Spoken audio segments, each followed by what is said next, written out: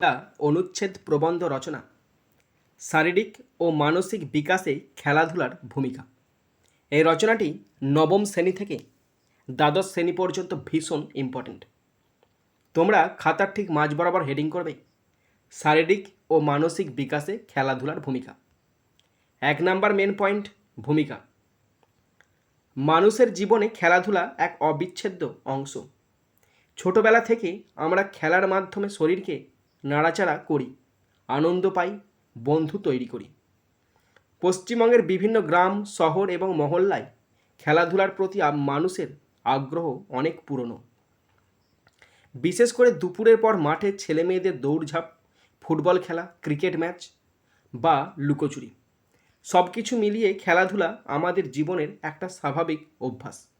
আজকের দিনে পড়াশোনার চাপ, মোবাইল কম্পিউটারের ব্যবহার বৃদ্ধি এবং ব্যস্ত জীবনযাত্রার কারণে খেলার সময় কমে গেলেও খেলাধুলার গুরুত্ব কোনো অংশে কমেনি, বরং শারীরিক ও মানসিক সুস্থতার জন্য খেলাধুলার প্রয়োজনীয়তা আরও বেশি বেড়েছে।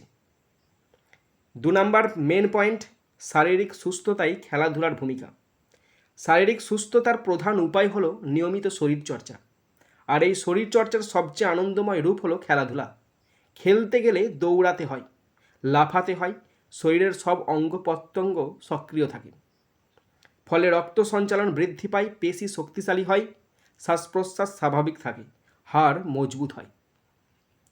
পশ্চিমবঙ্গের বহু স্কুলে সকালে প্রার্থনার পর কিছুক্ষণ ব্যায়াম করানো হয়, যা ছাত্রছাত্রীদের সারাদিন উজ্জীবিত রাখে।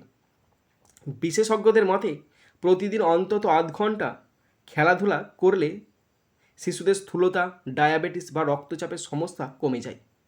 খেলাধুলা শরীরকে ফিট রাখে এবং রোগ প্রতিরোধ ক্ষমতা বাড়ায়। 3 নাম্বার মেন পয়েন্ট, মানসিক বিকাশে খেলাধুলার প্রভাব। খেলা শুধু শরীরকে নয়, মনকেও সতেজ রাখে। বিভিন্ন চাপ বা দুশ্চিন্তা থেকে মুক্তি পেতে খেলাধুলার ভূমিকা অপরিসীম।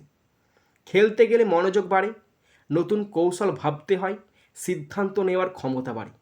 পশ্চিমবঙ্গের বহু শিশুকে পড়াশোনার পাশাপাশি খেলাধুলা করতে দেখা যায়, যা তাদের মানসিক বিকাশকে সুস্থ ও ইতিবাচক করে। দলগত খেলায় অংশগ্রহণ করলে শিশুদের ভিতরে আত্মবিশ্বাস বৃদ্ধি পায়। পড়াশোনার একঘেয়েমি কাটাতে খেলাধুলা অত্যন্ত কার্যকর, কারণ এটি মানসিক সতেজতা ও আনন্দ দেয়। 4 নাম্বার মেন পয়েন্ট, চরিত্র গঠনে খেলাধুলার গুরুত্ব। খেলা মানুষের চরিত্র গঠনে অন্যতম ভূমিকা পালন করে। খেলতে গেলে নিয়ম মানতে হয়, অন্যের প্রতি সম্মান দেখাতে হয়। জয়ের আনন্দ যেমন থাকে, তেমনি পরাজয়ের অভিজ্ঞতা থেকেও শিক্ষা নিতে হয়। এসব মানসিক গুণের বিকাশ খেলার মাধ্যমেই হয়। একজন খেলোয়াড় নিষ্ঠা, অধ্যবসায়, কঠোর পরিশ্রম এবং দৃঢ় মনোবল অর্জন করে। পশ্চিমবঙ্গের বিখ্যাত ফুটবল ক্লাবগুলি যেমন ইস্টবেঙ্গল, মোহনবাগান বা মোহামেডান, এদের খেলোয়াড়রা শৃঙ্খলা ও পরিশ্রমের মাধ্যমে বহু বাঙালি ছাত্রছাত্রীর সামনে অনুকরণীয় উদাহরণ হয়ে উঠেছেন। 5 নাম্বার মেন পয়েন্ট, স্কুলে খেলাধুলার পরিবেশ। পশ্চিমবঙ্গের বেশিরভাগ স্কুলেই খেলার মাঠ আছে, তবে সব জায়গায় সেই মাঠের পরিচর্যা যথেষ্ট নয়। শহরের কিছু স্কুলে মাঠ নেই, তাই ছাত্রছাত্রীদের খেলাধুলার সুযোগ কমে যায়। কিন্তু গ্রাম বাংলার স্কুলগুলোতে সাধারণত খোলা মাঠ পাওয়া যায়।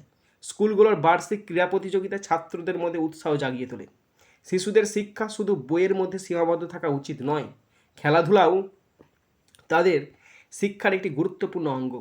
তাই সব স্কুলে খেলাধুলার পর্যাপ্ত সুযোগ থাকা অত্যন্ত প্রয়োজন। 6 নাম্বার মেন পয়েন্ট, পশ্চিমবঙ্গের খেলাধুলার ঐতিহ্য। পশ্চিমবঙ্গ খেলাধুলায় সমৃদ্ধ ঐতিহ্যের উত্তরাধিকার বহন করে। ফুটবলের প্রতি রাজ্যের মানুষের ভালোবাসা কিংবদন্তি।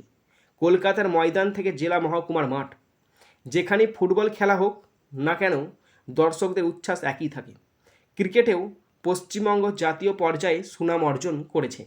পিংপং, কাবাডি, অ্যাথলেটিক্স, সাঁতার, এসব খেলাও বহু বাঙালি প্রতিভা দেশে ও বিদেশে কৃতিত্ব দেখিয়েছেন।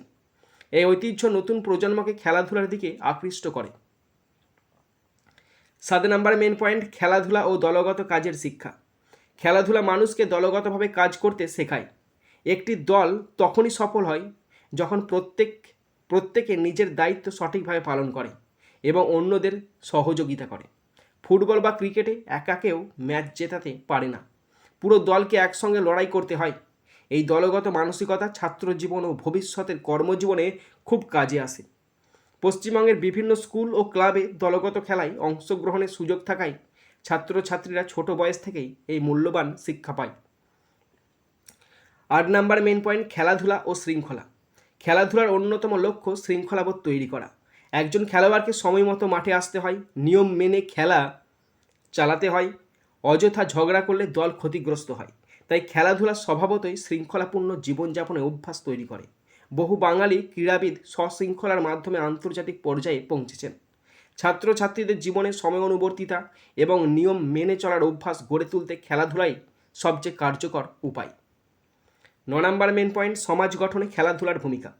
সমাজকে একত্রিত করতে খেলাধুলার ভূমিকা অত্যন্ত গুরুত্বপূর্ণ। একটি ম্যাচকে কেন্দ্র করে এলাকার মানুষ এক হয়, সমাজের মানুষজনের মধ্যে সৌহার্দ্য বাড়ে। পশ্চিমবঙ্গের বিভিন্ন ক্লাবের বার্ষিক ক্রিকেট টুর্নামেন্ট বা ফুটবল লিগকে কেন্দ্র করে গ্রামের মানুষের মধ্যে যে ঐক্য তৈরি হয় তা সত্যি অনন্য।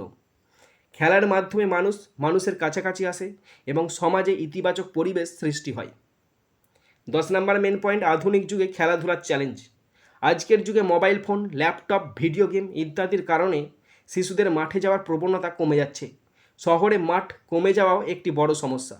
পড়াশোনার চাপ এবং কোচিংয়ের পিছনে সময় চলে যাওয়ায় অনেকেই খেলাধুলার সুযোগ পাচ্ছে না।